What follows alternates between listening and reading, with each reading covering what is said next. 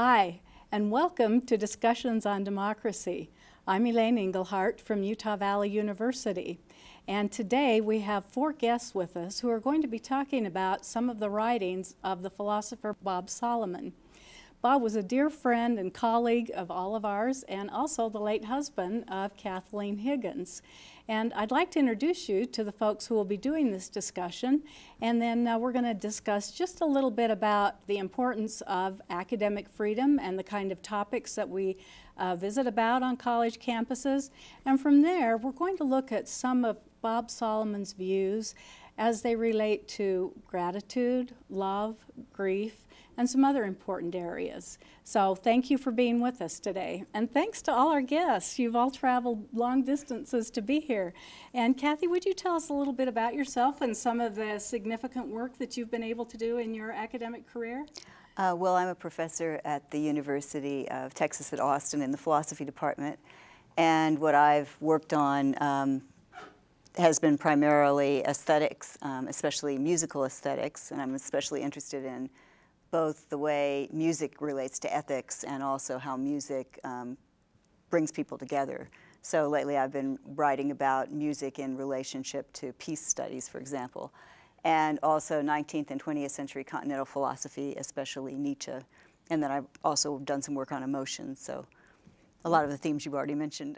Numerous books and articles and lots of graduate students that have made you proud. So certainly. Yeah, so great. And Pierre LaMarche, one of our favorite professors here at Utah Valley University. And one of Cathy's former graduate students. Cathy, of course, was on my dissertation committee several years ago at the University of Texas at Austin.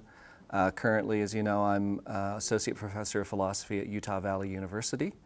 And I'm also, in this academic year, I'm a visiting Associate Professor of Philosophy at Southwestern University in Georgetown, Texas. And I work in 19th and 20th century continental philosophy, particularly 20th century, and especially phenomenology, critical theory, and Marxism. And such fun topics that Pierre has, such as on boredom, which are fascinating reading. I'm the foremost boredom scholar in the Intermountain West, I think. It's safe to say. At least. Thank you.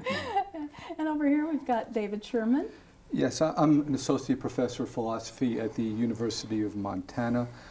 I, too, am a graduate of the University of Texas, as well as a former student of both Cathy's and Bob's, and for that matter, Kelly's, who is sitting here to my right. My work also is largely in the tradition of 19th and 20th century European philosophy.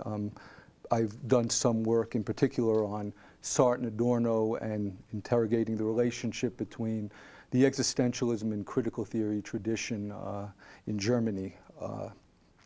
And I've recently published a book on Camus. Wonderful. That's terrific. I didn't know that. Yes. And so happy to have you here. And it's such an honor to have Kelly Oliver here with us. And would you tell us about yourself, Kelly? Thank you.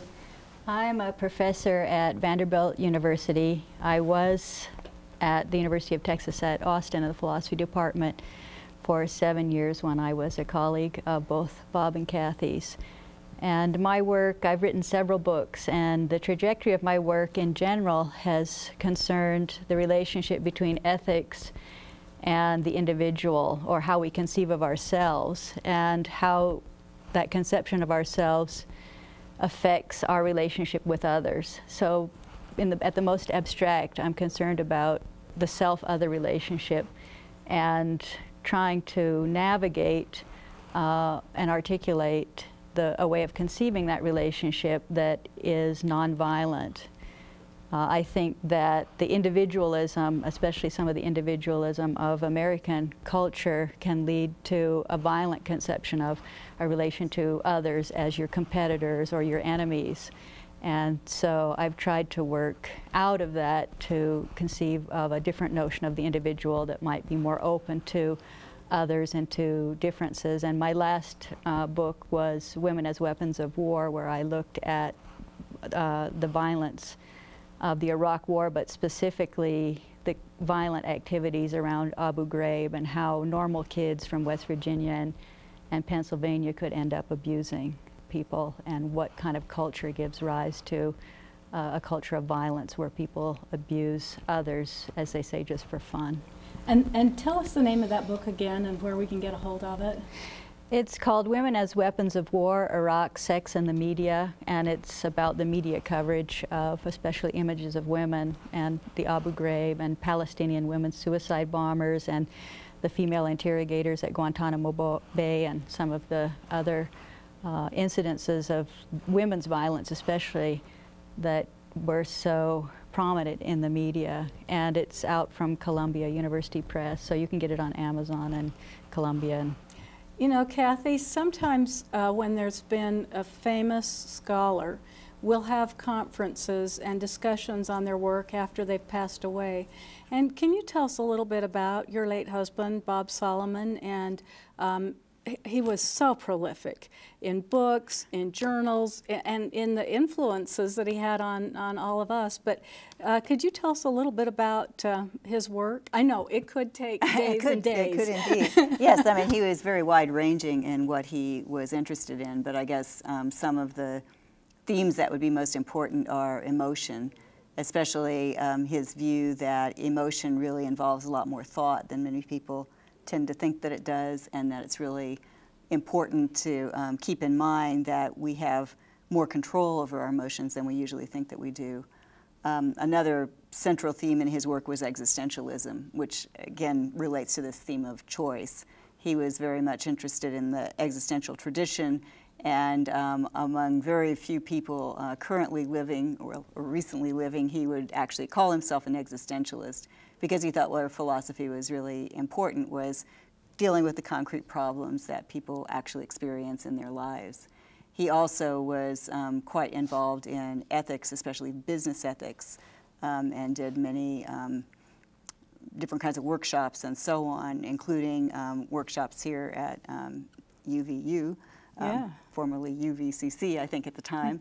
And he was also very concerned about the importance of becoming more aware of philosophy and other traditions besides the West.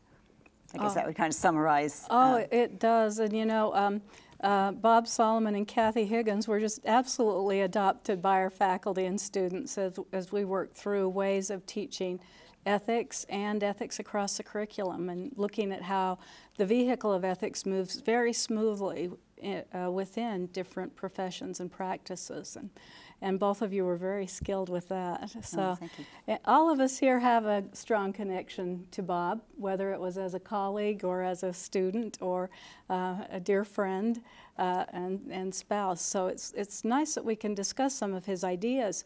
Before we get started with that, I'd like to just visit a little bit about the notion of academic freedom. Pierre, can you tell us what your definition of academic freedom might be, and why it's important to discuss a wide variety of topics at a university? Well, obviously academic freedom is one of the most important elements that needs to be respected at any institute of higher learning. There can be no real progress in any of the academic fields without academic freedom, which carries with it also responsibilities as well. But basically, academic freedom allows faculty at colleges and universities to pursue whatever line of research that they are interested in, to follow that research wherever it takes them, to publish and teach on whatever topics come up as a result of that research.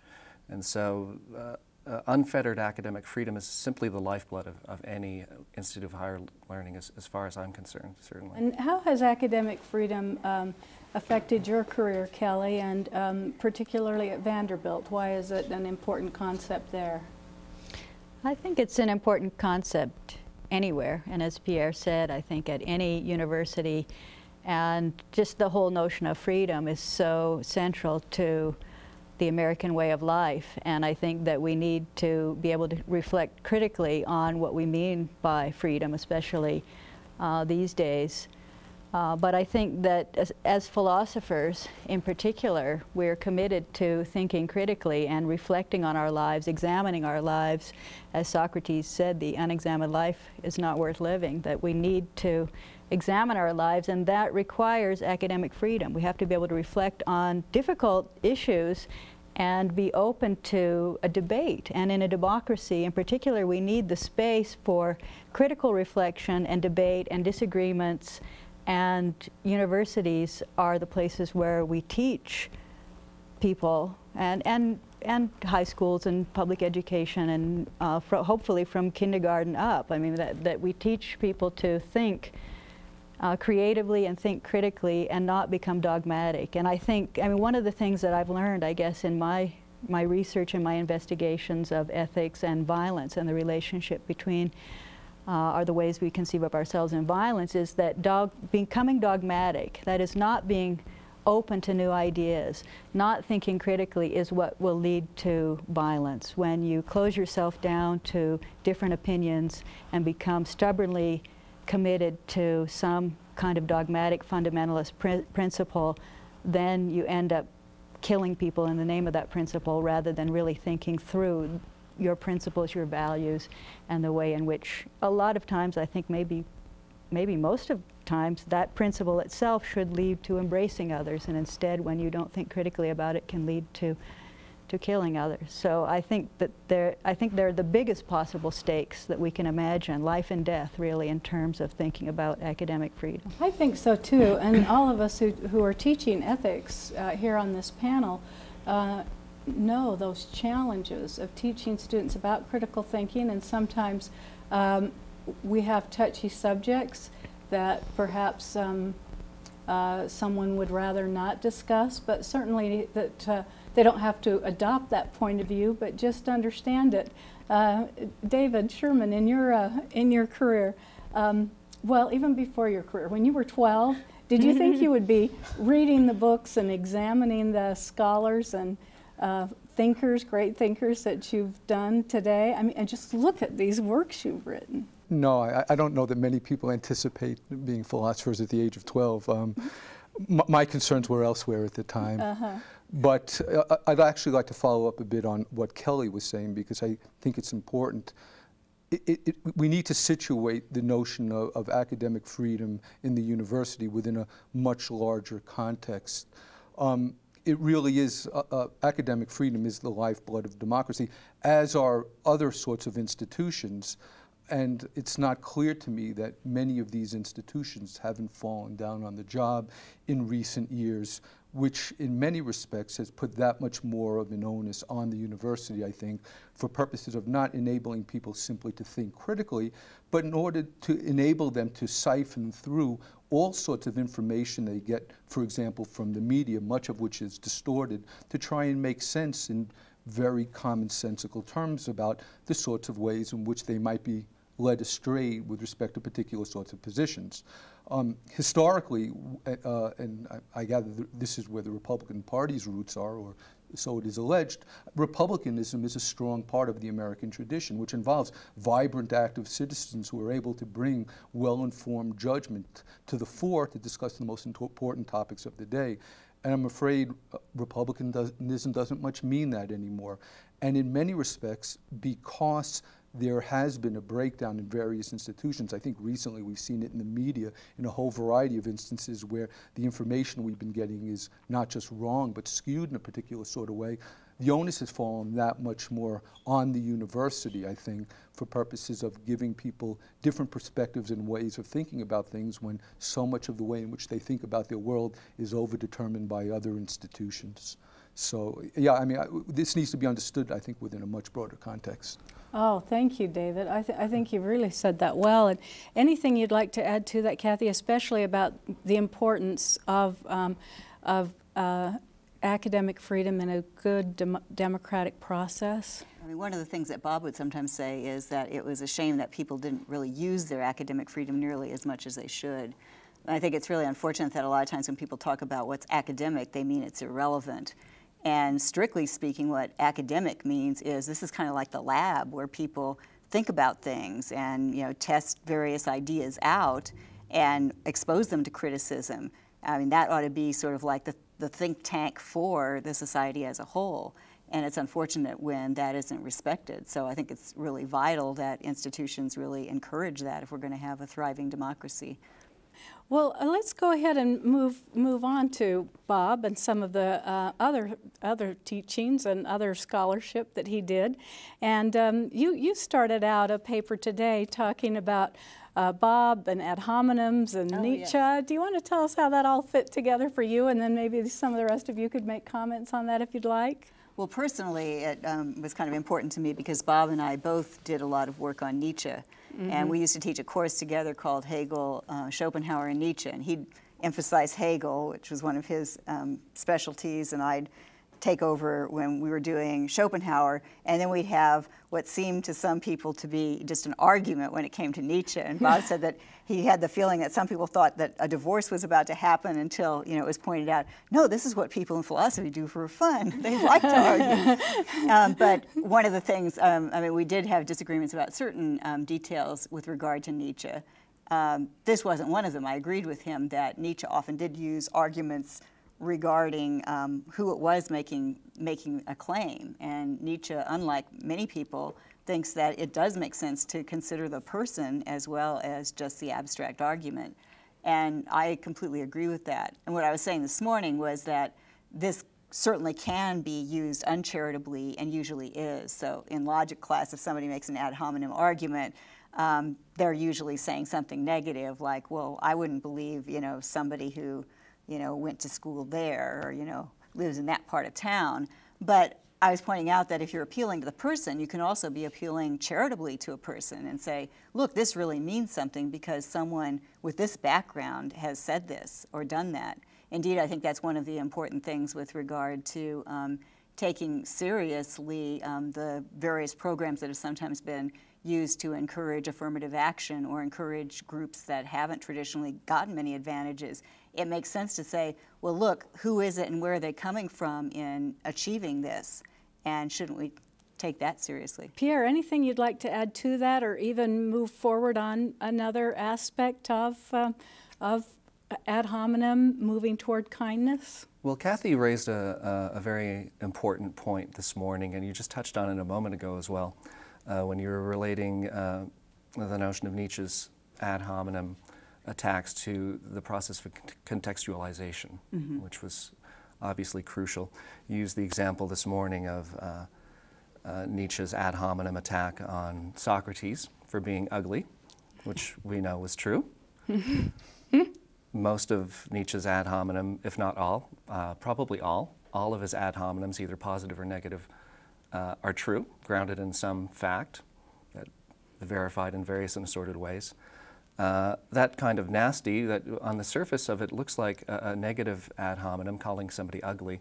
Of course, the goal of that ad hominem, as you well know, was precisely contextualization. It was to point out the fact that in the culture that this person lived in, as you pointed out this morning, being ugly was a refutation. You could refute somebody by saying, I'm not going to listen to what you say, you're ugly. But of course, the ultimate goal of Nietzsche in pointing out this fact was to make note of the fact that Socrates was ugly, but ultimately he got himself taken seriously. Mm-hmm. And that was an astonishing thing, given the cultural context at the time. Someone who was low-born, unattractive, with strange ideas, could have gotten taken seriously in the end. And that's something really astonishing. So we should take a closer look at what this person was really saying. Oh, thank you, Pierre.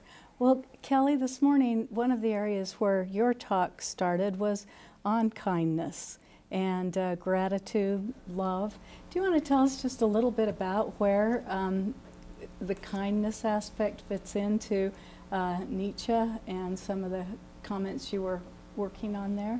Well, what I was talking about in terms of love and kindness and, I guess, a nonviolent approach to others this morning in terms of Bob Solomon's work was Bob's notion that I think is in important ways indebted also to Nietzsche and others, that, as Cathy was saying, that our emotions are a choice, that we decide to love, as Martin Luther King said, that I have decided to love, and that we can decide something about our attitude toward others. We can either close ourselves off to others. If they're different from us, we can say, I just don't understand that person and I don't care to understand that person, or I feel threatened by them because they're so different from me and they're unfamiliar and I feel safe staying with people I know and feel safe and familiar and comfortable with.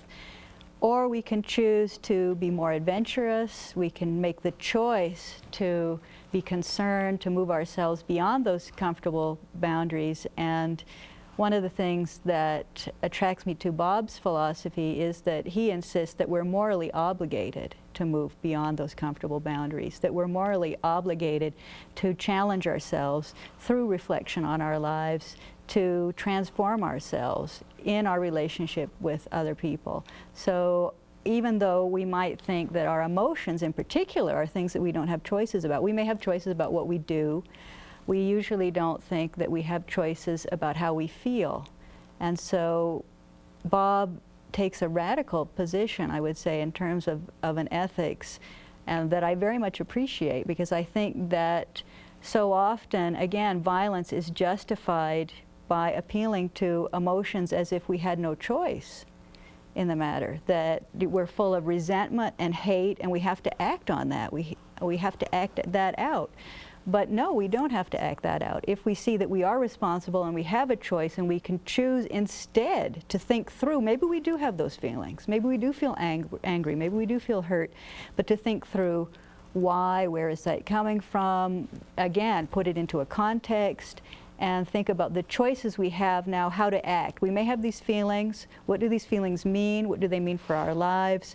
And now, how do we act on them? We don't have to be automatic. We're not like machines where you just, you know, to use the lingo, well, they pushed my button. We're not machines. So someone pushes your button, you can think about it, you can stop, and you can choose to act differently. And I think that if there is any hope for peace, that we're going to have to take more responsibility for our emotions, and we're going to have to learn to respect others across differences who have different cultures and different beliefs and different value systems than our own. That doesn't mean that we have to accept their value systems. We can disagree, but we can agree to disagree and find ways to talk across those differences. And I think that that's something that I find appealing in Bob's work, that commitment to taking responsibility for your emotions, so that love is not just an emotion that you feel, that you're overtaken by passion, that you've fallen in love and it just happens to you. You know, if you're lucky, it happens to you,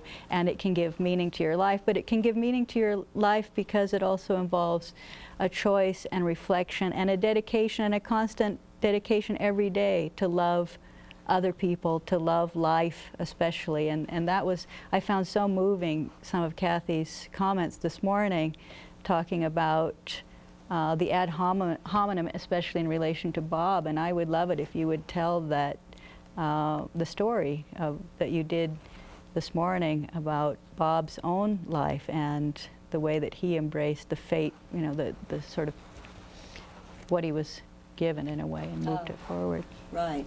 Well, the context of this story, I was pointing out that Bob, shortly before he died, gave a book signing and did some reading from his book, and in the course of talking said that he had always been impressed by the story of Johnny Weissmuller, who had been an Olympic athlete and set a couple of Olympic was an Olympic medal holder and set records actually for freestyle swimming events, and also was Tarzan in a whole series of Tarzan movies. But behind that story was the fact that as a child he had been diagnosed with polio and had been told that he might never walk again. And in rehabilitating himself, he, like many people, took up swimming, and that was really what lay behind this amazing achievement. And Bob's comment was, no one would have blamed him if he just decided at that point to kind of give up and say, well, I've got this condition, I just need to take care of myself. I mean, it's life-threatening. That's how I'm going to live. And Bob said people would have thought that was a completely reasonable response, but he chose that that wasn't the way he wanted to live. And I realized that that's actually the same with Bob, that he was really telling his own story because he'd been diagnosed at the age of 8 months old with a congenital heart disease, and basically the kind of defect he had, doctors didn't expect him to live 10 years out at any point. So, I mean, his parents were told he probably wouldn't, reach, even sort of middle school age. And they kept updating that through his life. But there was never any point where he had, more than a sense that, well, maybe maybe I might go another 10 years. And his own reaction was, well, it would make sense to basically nurse myself and see if I can live a little bit longer by taking care of myself.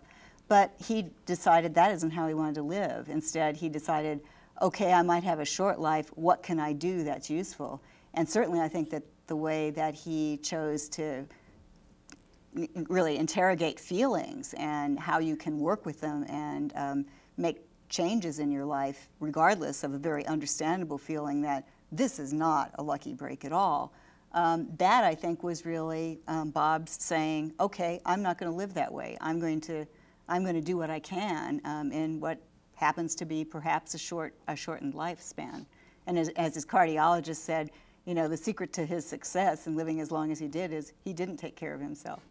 Not that he didn't take care of himself. And we all enjoyed hanging out with Bob.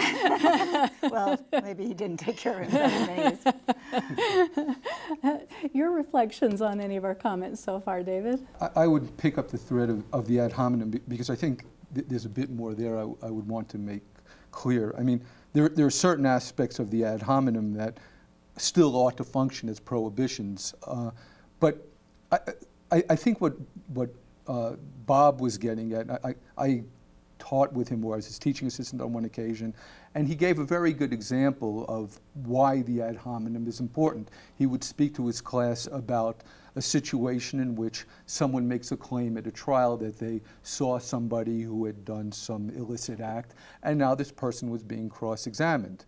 Isn't it, in fact, the case that you've had a running feud with this person? Well, yes. Isn't it the fact that you're severely nearsighted and you didn't really see what was going on? Yes. All of this is important because it makes clear that who and what we are, and this goes back to the contextualism argument, who and what we are frequently informs the way in which we see and understand certain phenomena. But the one other point I would want to make is I think there's been a strange sort of reverberation of the prohibition on the ad hominem within the broader culture. So for example, there's been this notion of objectivity in the press. There's been a notion that when politicians and others speak, well, of course, they're giving you what is objectively the case. And in fact, frequently it's the case in the socio-political realm that when people are questioned about who and what they are and the kinds of motives that they might have for making the sorts of claims that they make, people are aghast and they claim, you shouldn't be questioning me about this, you're disrespecting me. And of course the response to that is, well, no. By getting clear on who and what you are, we can get clear on how we ought to make sense of the sorts of claims that you're making. And I think it's in that sense that the ad hominem was very important for Bob. I wanted to ask Kelly, when I was listening to your talk this morning, I was struck by the fact that the work that you're doing in that area is just really, really very interesting and very powerful, and some of it, of course, is building on the work of Bob. But I wondered, or I wanted to ask, do you and or Bob think that there's ever a context wherein emotions and attitudes such as anger, rage, hatred are in fact appropriate? Walter Benjamin, for example, in the theses on the concept of history, seems to imply that maybe there are. He's writing the theses in Nazi-occupied Paris in 1940, and the context is obviously an example of one situation where hatred, from his perspective, seems to be an appropriate response. What would you say to that? I would say absolutely. I think that rage can be a response to learning the truth. To go back to David's discussion of the information, we're so flooded with information. Rage can be a response to filtering through to critical thinking. It's not just that we need to think critically about our anger and our rage and work through that and get to another point, but in fact, being angry can be the result of critical reflection and learning and discovering the truth and finding out that, you know, there's all sorts of things right now going on, I think, that we've been lied to by the policymakers, by the banks, by the CEOs and so on, that affect our everyday lives in ways that should make us angry. We should be angry that now, for example, the taxpayers are going to bail out all of these corporations, and their CEOs are going to walk away with millions and millions of dollars. There's still people making a lot of money off of the failure of these different corporations, and that should make us angry, I think. But I think one of the points that I was trying to emphasize, and I think also this comes out in Bob's work, is the transformative power of these emotions. That you can't just stew in that anger. And this is, I think, something that is especially poignant today and on this eve of the election, and thinking about who we put in office and our role again in a democracy. That you can't just stew in your anger, but you have to transform that into some kind of constructive action. And certainly killing other people and violence, I don't think, is constructive action. But I think trying to change policies, trying to think through an economy or a whole system or a political system that gives rise to the kinds of huge disparities that are only growing between the rich and the poor in this country, I think should make all of us angry, and it should lead to some kind of change. So if that anger can actually be directed to lead toward something positive and productive and change, then I think that, and I think that it may be necessary. I think that injustice has to be fought against, and that you have to feel some kind of anger toward that injustice, and that that can be an impetus toward working for change. But I think, well, I guess I favor nonviolent sorts of changes over violent sorts, and I also think that we need to think critically. I think that that anger in itself is not transformative, that hatred and rage and anger in themselves are not productive, that they only become productive when they're part of a critical reflection on the meaning of our own actions and the meaning of our own values. I mean, just to add something about Bob's views, I mean, one of his views that's kind of related to this, certainly he thought it was appropriate to sometimes be angry or hateful. I mean, like one question that someone else had asked that he always thought was worth commenting on was, is it evil to hate evil? I mean, no, maybe not. Maybe it's appropriate, and certainly there's some things he thought you should be angry about. But he thought trying to suppress our emotional reactions in this regard, even if they're somewhat volatile, is dangerous. And on a political level, he thought, you know, it's very obvious that horrible things can happen when people's anger is not acknowledged, not expressed for a long time, and then there's an occasion that just galvanizes it into something explosive. But I think this really points out one of the big themes that Bob was working on, especially in some of his latest work, which was the importance of experience and reflection working hand in hand and operating with each other. He thought that too often people, especially reading the existentialist tradition, tended to think, well, it's all praising raw experience, and people have become, you know, too reflective and kind of jaded and don't get into experience enough. And while there's that theme, Bob was always pointing out, well, why is that important? Well, because reflection just running away without any contact with the world and life is ridiculous. But on the other hand, if you don't somehow bring reflection to bear on what's going on in your life, then you're missing the boat and possibly doing something a lot worse than that. Bob recently had a book come out on Sartre and Camus, and the subtitle was Experience and Reflection. And one of the things that he found so interesting about someone like Camus, for example, who is not generally taken to be a first-rate philosopher, but many take to be a very important moralist, is that with some of Camus' figures, we get these purified phenomenological portraits of what goes wrong when you emphasize too much one extreme or the other. So one of the great Camus works, probably the one he's most famous for, The Stranger, is precisely someone who is all experience without reflection. And of course, if you read The Stranger, obviously a famous work, he has these atomized, unemotional responses to situations. He ends up killing, it doesn't mean much. And so what Bob does is, through Camus and through some of these characters, is give the lie to the notion that at one end with experience you get Rousseau's noble savage, for example, and this is some ideal state to return to. Rather, self-reflection is part and parcel of what we are.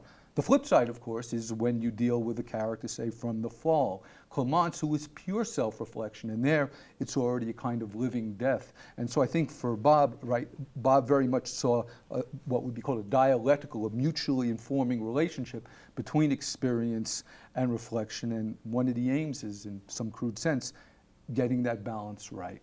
What do you make of the very end, then, of The Stranger, when the character Meursault does become reflective, sitting in his prison cell, and upon reflecting on his life, he comes to the judgment, I've always been happy, that the atomized, as you put it, life that I led before was just as good and just as healthy and just as beneficial as any other life that I could possibly lead? There is a twist at the very end of The Stranger, and then, of course, in the very last line, he suggests that on the day of his execution, he wants to be met by howls of execration by the masses. And it seems to me that, in some sense, this is a piece of self-deception at the end, that he's worked through a certain sort of problematic, in particular, when the priest comes into the cell toward the end of the novel.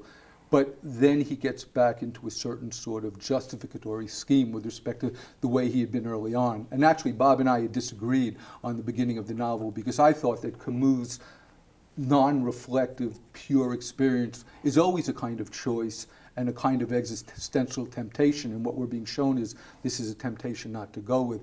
Bob actually saw Camus as more of a philosophically fantastic character. Although I think we took the same sorts of things from the novel in terms of what the moral upshot is. In terms of making sense of the novel itself, I had a slightly different take in terms of what Camus was about. I saw him as a creature that was in self-deception from the get. Another possible interpretation would be that happiness isn't the most important value, or perhaps happiness isn't everything. As John Stuart Mill said, it's better to be Socrates dissatisfied than a pig satisfied.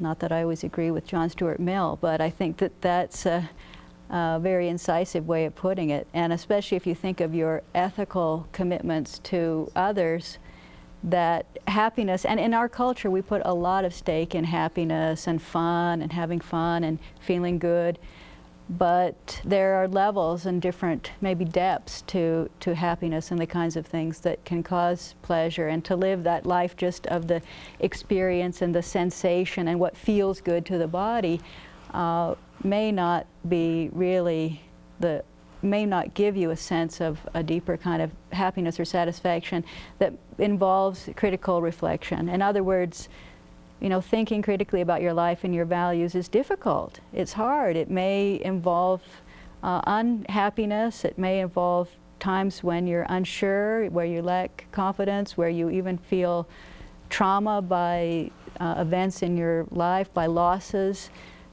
tragedies, and so on, but that you have to find or make the value in life, and that it is by creating a value through, I think, your relationships with other people that really gives life meaning. And that isn't just about happiness. It certainly can produce a great happiness, relationships with other people, and love relationships with other people, and I would say also other creatures, and maybe even the mountains, especially when you're here looking around. But that another lesson possibly to take away is that there's more to life than happiness. There's nothing you've said I've disagreed with. The only quibble I would have is if Camus, if Meursault at the beginning is so pre-reflective, the notion would be he doesn't even rise to the level of possible happiness, so that when he speaks about experiences at the beginning with Marie, his girlfriend, he speaks about a sense is tingling, but he doesn't even rise to a level of reflection such that we're in a position to talk about happiness.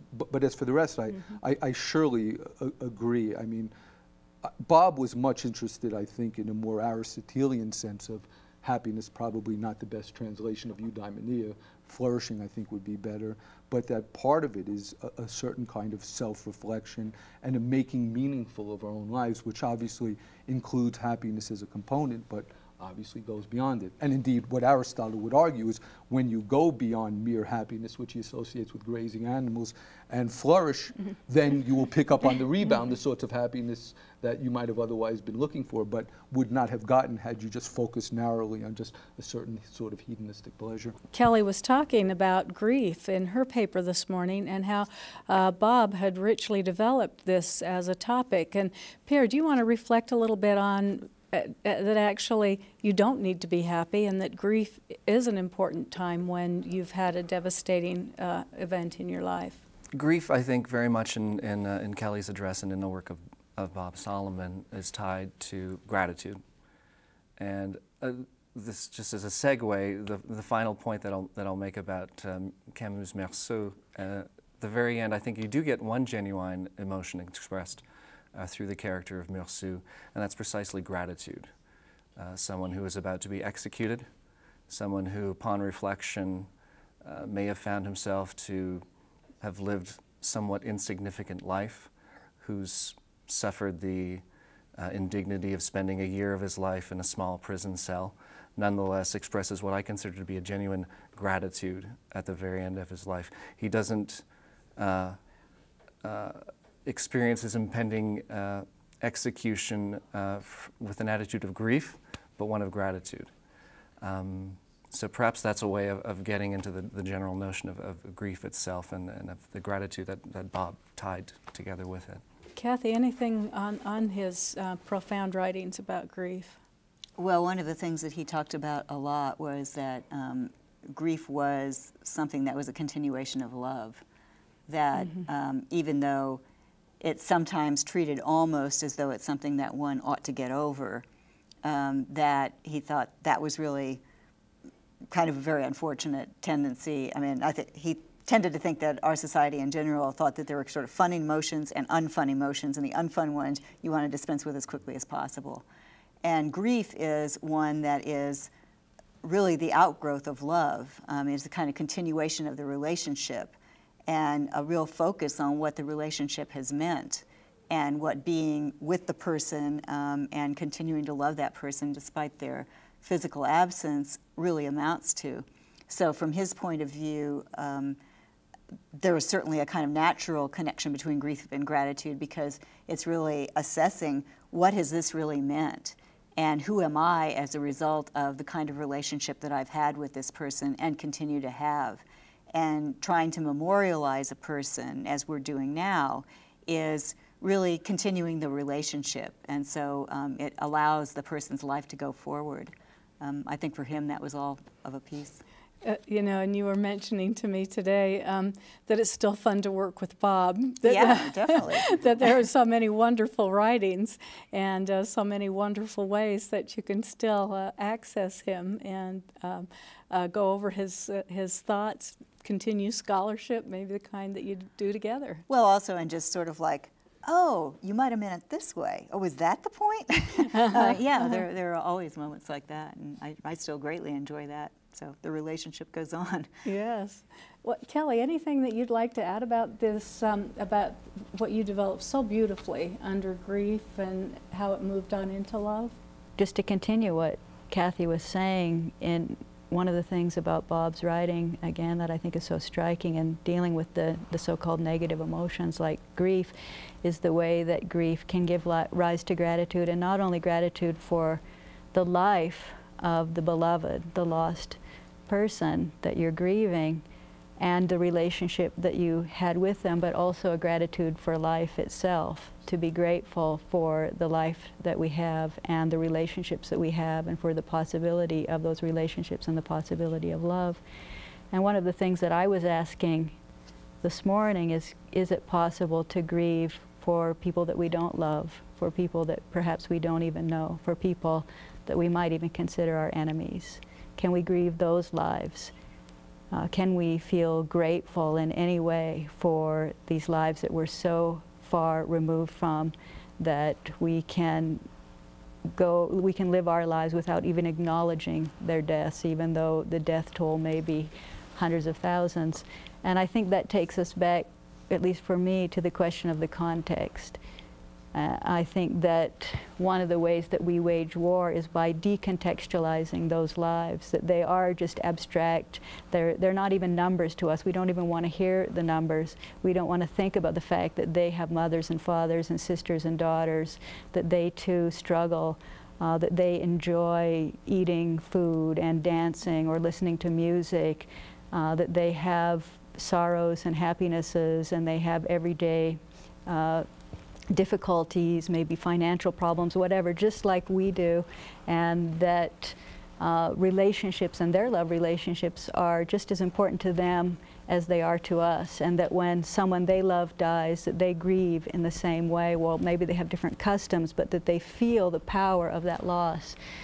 And is there a way that we can acknowledge that? And it seems that if we even start going a few steps in that direction, it would be more difficult to take those lives in the way that we do without that kind of consideration. So I think there's a relationship in this theme that we've been talking about this afternoon, this thread between considering the life of the person, the context, their situation, their concrete everyday life in relationship to these notions of grief and gratitude and love, and then bigger political, ethical issues. I think that's actually brings out in full relief why it's so important to have a university that's really vibrant and considering all sorts of things. Because one way in which I think we do end up grieving for people we don't know is through literature. I mean, also journalism, especially when it's focused on individuals. But we don't know Anna Karenina, but we still are concerned for her. And I think that it's been really wonderful that there has been so much more available literature from other parts of the world that has been addressed in many cases by people in the academy, and it's made people aware of really what it would be like to live somewhere else and what it would be like to be on the other side of some of these great geopolitical divides. And I think that that is something that's just so vital for humanizing people. And so, I mean, part of when we talk about academic freedom, I mean, part of the freedom is the freedom to pursue things that maybe don't immediately look like they're touching on, you know, the important issues of the day, but actually in some way they might contribute more effectively than something that's a little bit more focused. The obvious example of grieving for a celebrity. Someone famous dies, and people grieve, perhaps all over the world, in the billions. And how do they grieve? It seems to me that they construct some sort of imaginary of the individual, an imaginary that they know. They imagine that they have come to know this person personally, and hence they grieve their loss on the basis of this imaginary that they have in their mind of who this person is, and they're a friend of mine, and I know them, I know their work at least. And it seems to me that it's a relatively simple task, or it ought to be a relatively simple task, to construct a similar sort of imaginary for people we've never met halfway around the globe who are killed as a result of bombs dropping on their head. We can imagine that they're us, they're people just like us, they're our family, they're our neighbors, they're the people across the street, they're the people who we work with, and they really truly are in a sense. And so it would seem to me to be, at least theoretically, a relatively simple process to be able to imagine other people in a way that would lead to real and actual grief. I mean, my one concern, I would look at it somewhat differently. There's such an emphasis on the media of these figures for whom people are grieving that in many respects I think they don't need to imagine all that much, since what they have is a sort of pseudo-closeness with the individual and believe that this individual is a part of their life in a way that the individual really is not. I mean, there's a very interesting statement, I can attribute it, but brilliance lies in the ability to basically weep from statistics. And I mean, I think the problem here is, and I think, going back to Kelly, I think some of the things she was saying is right, is that these things are too remote for us, and we need to be able to find, in some sense of way, of recontextualizing them so that we can get some sort of traction. But I think there's also a counter tendency that needs to be taken into consideration, which is there are certain philosophers, moral philosophers, for example, like Peter Singer, who will make the argument that you have the same exact sort of moral obligation right here and to somebody halfway across the world. And in certain respects, I think that's right. In other respects, I'm not sure, because I think also one of the problems is our own closer, more intimate context may be the basis for making sense of a different set of responsibilities with respect to those in the family, those in the somewhat more extended community. But of course, from that, nothing follows that we don't have a whole range of moral obligations to people around the world that are absolutely cannot be transgressed lest one fall below the moral imperative. And of course, we transgress them all the time. But the reason I mention this, I think it's important to make sense of, or at least nod to people's intuitions, that they have certain sort of extra important local obligations to their children and to others. And when that's made clear, we can also make clear that there are a whole set of obligations abroad. I just feel when we talk about obligations indiscriminately, people begin to glaze, and that to make sense of these in different sorts of categories, it makes clear to people that, yeah, you have different sets of obligations to different people. And by the way, you've been grossly remiss with respect to your obligations all throughout the world. But that doesn't therefore mean that you have an equal obligation there. You have obligations there and you have different sorts of obligations here. Well, that's why I think talking about emotions is maybe more helpful, because when you talk about obligations, I mean, everybody's figuring out, okay, do I have to get out my checkbook or not? But when you talk about caring, I mean, that's something that, you know, obviously you don't try to measure care, or at least I think we shouldn't try to measure care and figure out, well, am I caring as much about this person as about that? But instead, it's a matter of, if you care, then you're motivated to respond in certain kinds of ways, and you do whatever you can to juggle maybe the various cares you have in your life. But I think that actually touches to motivation, because, you know, it's well and good to say you have an obligation to do something, but that doesn't often motivate people very much. But if they actually care about something, you don't have to motivate them. They're motivated already. I actually think that at the end of the day, that's the ideal. My concern is I want to make clear that you have a whole set of moral obligations to all of these people you haven't seen before I convey to people the notion that those obligations don't kick in until you have a nice feeling about them. And in this sense, I think sure. Kelly brought up something important today. I'm with Kelly. I mean, I have all sorts of quibbles with respect to Kant's position in terms of his perpetual peace and some of the sort of political positions he took. But what he does give us, if nothing else, is a non-negotiable ground below which we cannot go.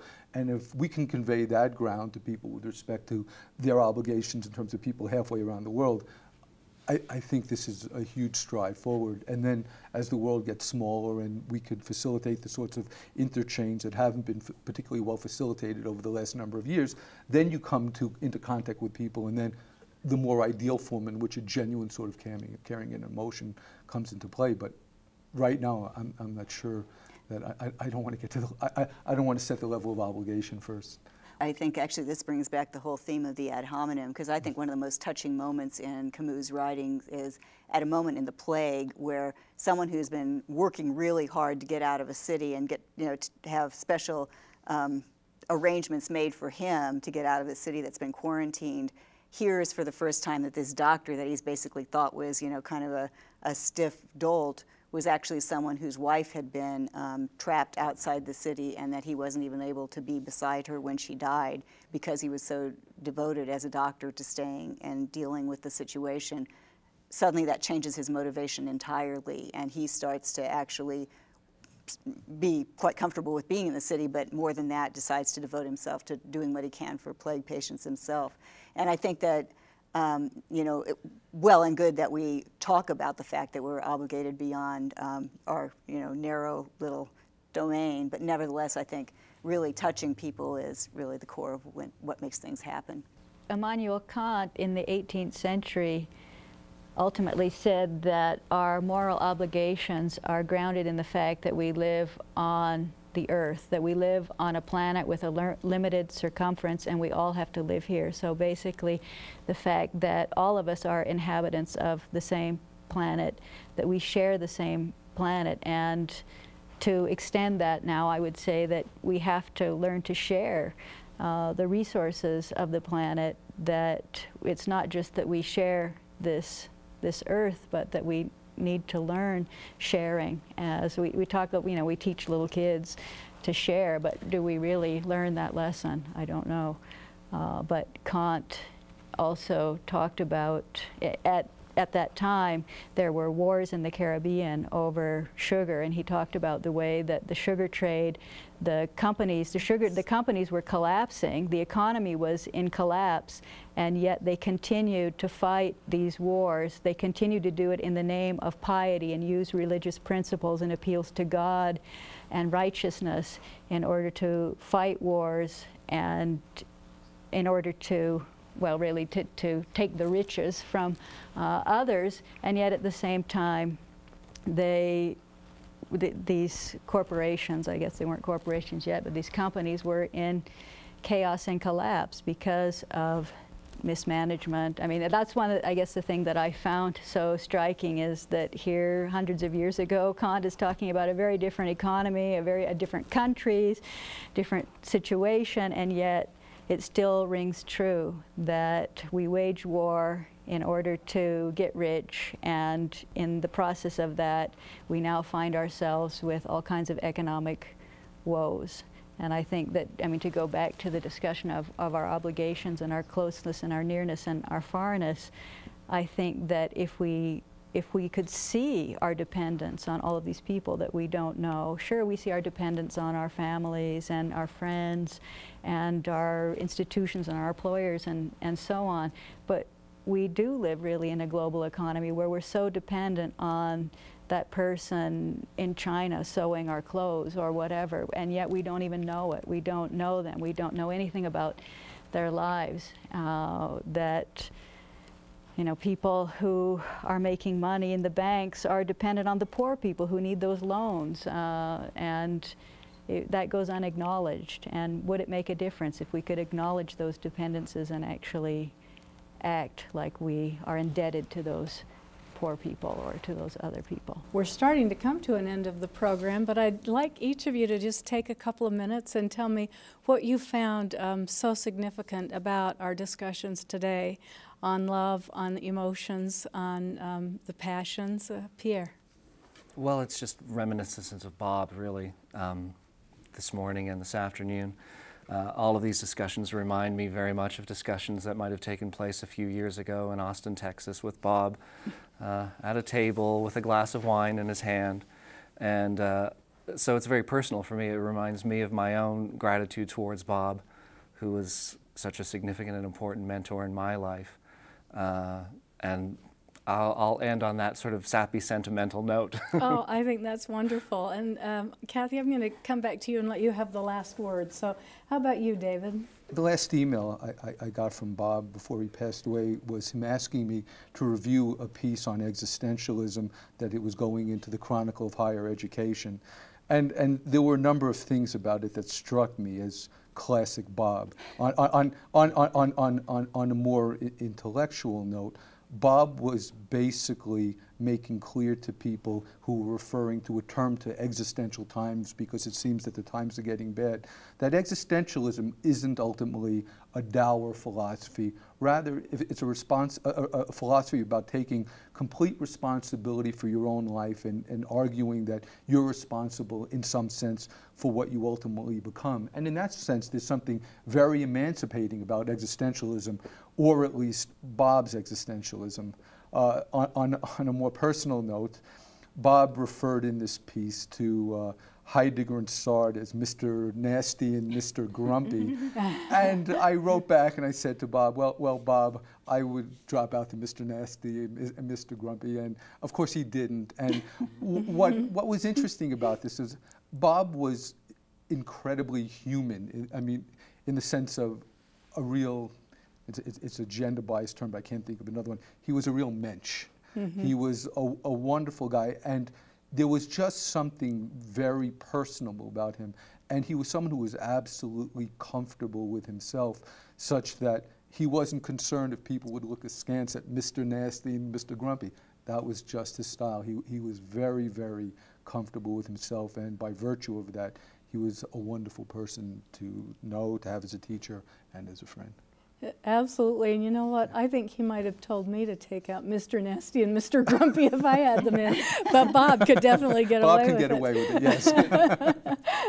And how about yours? Well, from the conversation today and also from Bob, knowing Bob personally and working with Bob and being friends with Bob and Cathy and reading Bob's work, the lesson that I want to keep learning from Bob and keep reminding myself of is that as much as I love philosophy and I love teaching and I love my scholarship, that it's important that those relate to life and to the meaning of life and to problems, contemporary problems, and that philosophy and what we do in the classroom needs to relate to our lives. And another thing that I really appreciated about Bob, both knowing Bob with that mischievous sparkle in his eye and reading Bob's work, is humor, that we also need to take pleasure in these things. It doesn't have to just be a chore, but that humor is an important part of learning to love life and loving teaching and our relationships with each other, and making philosophy both enjoyable and relevant to our lives. And Cathy, the last word. Well, I was thinking about the humor too, because I was thinking, you know, like one of the things that is so satisfying about talking about Bob, even though obviously it's, you know, saddening in a way too, is it always brings a smile to people's lips. I mean, there was something about Bob's enormous vital energy, but especially the fact that he didn't take himself excessively seriously, that I think was really, really vital to the way he did philosophy. And I was also thinking, just in terms of the discussion here, that it's been very nice that as we got going, it's kind of like, yeah, but there's something more to say about this, because in a way, that's what Bob's philosophy always was. It was sort of like, well, people have been thinking about this lately, but they've left something out, or there's actually something more to be thinking about here. And I think that basically, maybe if you wanted to sum it up, I mean, his philosophy was really about there's always more work to do. I mean, there's always more to say. And I mean, although he left the world with more to say, what's great is that he keeps provoking us to say more. Oh, thank you. Well, this has just been an outstanding discussion today, and I'm glad that we could be joined by Pierre LaMarche, by Kathleen Higgins, by David, and also by Kelly. And thank you so much for coming to Utah Valley University and helping us with our discussions on democracy and also the discussion of our Bob Solomon. Thank you.